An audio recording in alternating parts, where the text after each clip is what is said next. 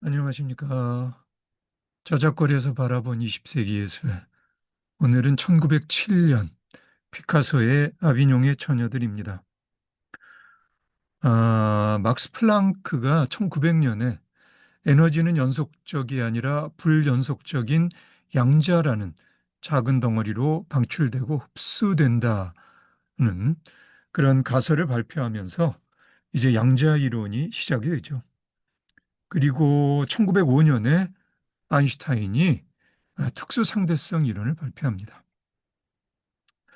그런데 이런 이론들은 저작거리 보통 인간들의 감각적 인식이 미치지 못하는 미립자의 세계거나 아니면 거대한 차원의 우주 공간과 관련된 자연과학적 성과라서요. 이제는 당연한 듯 받아들여지고는 있지만 또 한편으로는 비전문가적 입장에서 자연과학적 진리 앞에 위축되어지는 경향도 없지 않죠. 이제 자연과학이 인간의 정신 영역을 그 정점에서 굽어 살피기 시작하는 그런 느낌도 있습니다. 원래 학문을 의미하던 사이언스란 말이 이제 자연과학을 의미하게 된 것처럼 자연과학은 학문을 대표하는 중심축으로 자리매김되죠. 1904년 게이 조건반사 연구를 통해서 생명체에게 어떤 조건이 성립하면 그에 따른 자연적인 결과로 일정한 작용이 일어난다는 그런 증명된 가설로 러시아의 이반 파블로프는 노벨 생리학상을 받습니다. 이런 연구가 인간에게 적용되면 반복적으로 종소리와 함께 음식을 먹은 개가 나중에는 음식이 없이 종소리만 들어도 침을 흘리게 되는 현상처럼 인간 또한 자신의 의도와는 상관없이 속절없이 조건 반사의 생리학적 작용에 구애받게 될지도 모른다는, 그러니까 비헤비어리즘의 또 다른 이름인 행동주의적 심리학의 전망이 열리게 됩니다. 이런 전망은 결국 인간의 정신이 물질적 작용의 결과일 뿐이라는, 이를테면 인간 기계론이라는 극단적인 유물론으로 전개될 수 있는 가능성이기도 하고요. 이런 맥락에서 1907년 프랑스의 철학자 앙리 베르그송이 창조적 진화란 책을 펴냅니다. 이 책에서 베르그송은 생명의 기계적 진화론에 반발하고요. 자연과학적 관찰과 논리에 입각한 사고방식으로는 실험과 계산에 의해 사물에 대한 데이터를 확보할 수는 있겠지만 결코 사물의 본질에 접근할 수는 없을 거라는, 사물의 본질에 접근하기 위해서는 인간의 정신적 능력으로서 직관에 의존할 수밖에 없을 거라는 확고한 믿음을 베르그송은 표명합니다. 실증주의가 위세를 떨치기 시작하던 20세기 초에 베르그송의 저술은 철학적 사유의 영역에서 커다란 영향력을 행사합니다. 베르그손의 말입니다. 베르그손이라고도 하고요. 베르그송이라고도 하고요. 프랑스 발음에도 두 가지가 다 쓰이는 것 같아요. 자, 베르그송의 말입니다. 창조적 진화, 이 일은 물질적 대상을 일률적으로 취급하는 능력인 지성에 의해서는 파악되지 않고 생명의 내적 본질을 지향하는 직관에 의해서 비로소 파악할 수 있다. 베르그송에게 직관의 힘은 무엇보다도 관념적 사변화로서 형이상하게 폐회와 경직되고 기계적인 관습적 사고의 덫에서 벗어날 때 비로소 발휘될 수 있습니다. 창조적 진화에서 베르그송은 엘랑비탈이란 용어를 제안하는데요.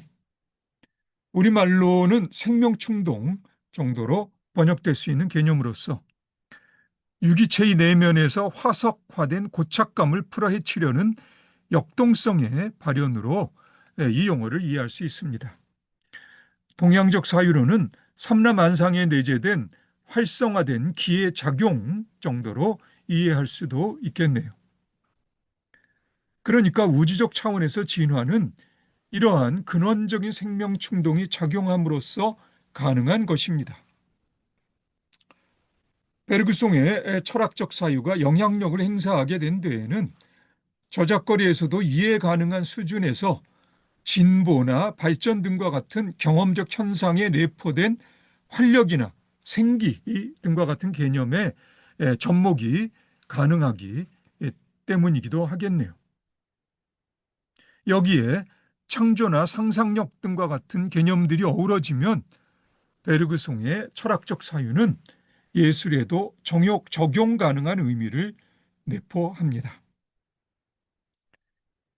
20세기 초 자연과학의 발전과 예술의 영역에서 벌어지고 있는 일련의 혁신적인 작업들 사이에서 흥미로운 교차점이 눈에 띄는데 그 교차점을 잘 드러내주는 개념이 실험이라는 말입니다.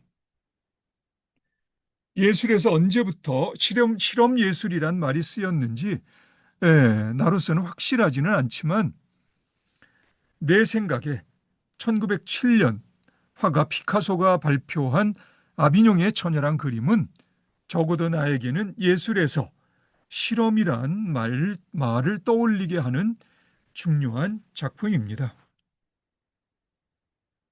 지금 우리가 보고 있는 아비뇽의 처녀란 작품이 처음부터 피카소가 의도한 최종 결과물은 아니었을 겁니다. 원래는 다른 구성으로 피카소가 작업을 시작했는데요. 근데 이제 최종적으로 지금 우리가 보는 아비뇽의 처녀란 작품이 나온 거죠. 피카소의 원래 의도가 어떤 것이었든 저작거리의 보통 사람으로서 내가 이 작품을 처음 보았을 때 당황스러웠던 것은 사실입니다. 솔직히 지금도 당황스럽고요. 그림 중간 부분 두 명의 여인들에게서는 상당히 세련된 피카소의 미술적 감각이 보이는데요. 이처럼 숙련된 기량이 그림의 다른 부분에서 느껴지는 거친 묘사에 신뢰감을 주기는 하지만 그래도 전체적으로 적어도 나에게는 완성된 작품의 느낌은 아닙니다. 이 그림을 둘러싸고 여러 해설들이 있는데요. 그런 해설들이 나에게 설득력이 있는 것도 아니고요. 그러면 피카소의 아비뇽의 처녀들의 그림을 잠깐 볼까요? 예, 뭐 워낙 유명한 그림이라 여러분들도 다 보셨을 거예요. 여기 이 두 명의 여인들은 확실히 피카소의 세련된 어떤 미술적 감각이 돋보입니다. 그런데 점차로 이 단계를 거쳐서 아마 이쪽으로 이렇게 넘어오다가 그리고 이렇게 에, 이런 결과가 나왔겠죠. 처음부터 의도는 아니었던 것 같고요. 이 이제 이, 어, 방사선을 투사해서 보면요. 이런데 어떤 그 구도가 보이기도 합니다. 하지만 뭐 그거야 어떻든 결과적으로 나온 이 아비뇽의 처녀란 이 작품은 나에게는 여전히 실험적인 어떤 그 과도적 과정에서 어, 음, 과정에 있는 그런 작품, 그러니까 그런 의미에서 실험적이라는 느낌이 나에게는 지금도 여전히 듭니다. 영국의 연극 연출가 피터 브릭의 말입니다. 피카소는 전통적인 인물화가 사기인 것을 알았다. 그는 더 커다란 진실을 구했다. 셰익스피어는 인간이 일상 속에 살면서도 풍요롭지만 눈에 보이지 않는 다른 차원의 삶을 동시에 살고 있다는 것을 알았다. 이것이 시이다. 예, 피터 브룩이 무슨 말을 하는지 이해할 수는 있는데요. 유감스럽게도 피카소의 그림이 시인지는 아직도 잘 모르겠습니다. 심지어 어떤 때는 피카소가 사기를 치고 있는 건 아닌가 하는 생각이 들 때도 있고요. 어쨌든 피터 브룩의 말에서 흥미있는 것은 진실을 구함이란 표현입니다. 일반적으로 자연과학에서 실험은 대체로 치열하게 진실을 구하는 과정이죠. 진실을 구하는 예술에서도 대개의 경우 힘겨운 습작들을 거쳐 완성된 작품에 이르고요. 자연과학에서는 그 과정이 그대로 가설로 발표되지는 않지만 20세기 들어와 예술의 경우 그 과정 또한 발표할 만한 가치가 있는 의미 있는 작업으로 인정받기 시작합니다. 이를테면 스케치나 그런 초기적인 구상 같은 것도 의미 있는 작업으로 인정받기 시작합니다. 나에게는 피카소의 아비뇽의 처녀들은 과정 중에 있는 작품이라는 그런 느낌이 강합니다. 자연과학의 용어를 빌면 완성된 작품이 아니라 무언가를 실험하고 있는 작업이라는 그런 의미입니다. 20세기 모더니즘 예술의 맥락에서 자주 쓰이는 용어 중에 아방가르드란 용어가 있죠. 원래 군사적인 용어로서 적과 대치하고 있는 최전방의 전이라는 뜻이고요. 19세기에는 정치적인 의미로도 많이 쓰입니다. 이제 20세기에 들어와 예술의 영역에서도 쓰이면서 전위예술이란 용어가 탄생한 것입니다. 저작거리 보통 사람의 입장에서 전위예술은 공격적으로 들이대는 경향의 작업을 대체로 말합니다. 그러니까 저작거리 보통 사람의 경우 위축되거나 반발할 수 있겠죠. 반면에 실험예술은 작가가 뭘 실험하고 있는지 확실치가 않기 때문에 당황하거나 어리둥절하는 경우들이 대부분이죠. 피카소의 말을 인용하면 나는 모르는 것을 말로는 할 수 없으나 그림으로 그릴 수는 있다. 예. 근데 작가도 모르는데 저작거리 보통 사람이 무언가를 알기란 어려울 것이겠죠.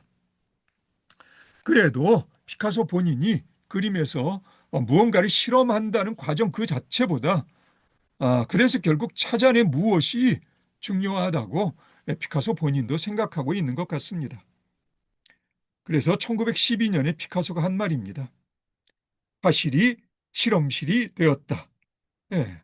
어차피 아비뇽의 처녀들에서 피카소가 찾아낸 것이 어떻게 표현되고 있는지 알아채고 느낌표를 띄우는 것은 보통 보는 사람의 몫일 겁니다. 계속 귀를 기울이는 수밖에는 없을 거고요. 문제는 상업예술이 상업주의가 되는 것처럼 실험예술이 실험주의가 되어버릴 수 있는 위험성입니다.